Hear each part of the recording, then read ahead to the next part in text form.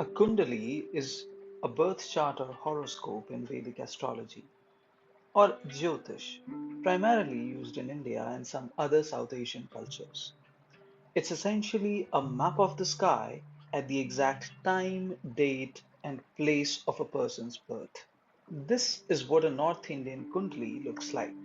Each of these 12 regions are given identification numbers from 1 to 12 as shown. The region labeled 1 is called the first house of your horoscope or birth chart. The region labeled 2 is called the second house of your Kundali, and so on.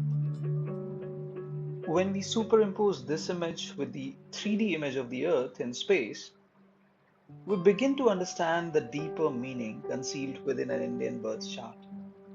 Here is how to interpret a Kundali.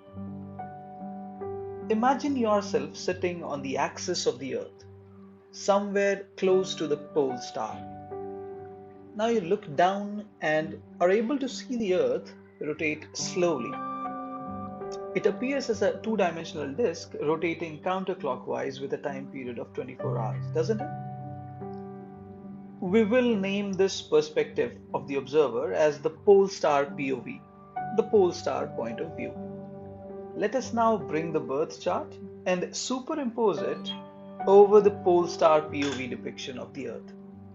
All the groundwork is done, so let's begin to interpret this superimposed image.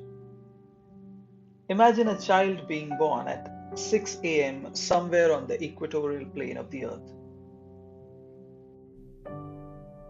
The first house of the Kundali contains an image of that part of the celestial sphere which lies in the eastern horizon, from the child's perspective.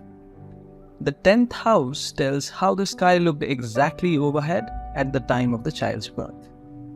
The 7th house mentions the important planets and constellations present in the western horizon at that time. And the 4th house would contain a snapshot of the sky as it was exactly on the opposite side of the Earth.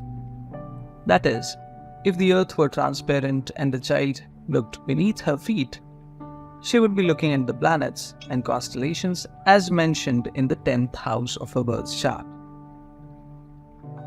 The 11th and the 12th houses of the Kundali records data for that part of the celestial sphere which is sandwiched between the eastern horizon and the sky exactly overhead.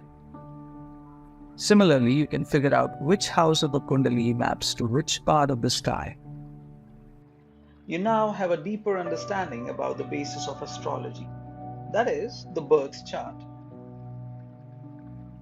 Now, what do these planetary positions indicate about the personality of a person, and how do they provide a rough blueprint of a person's course of life?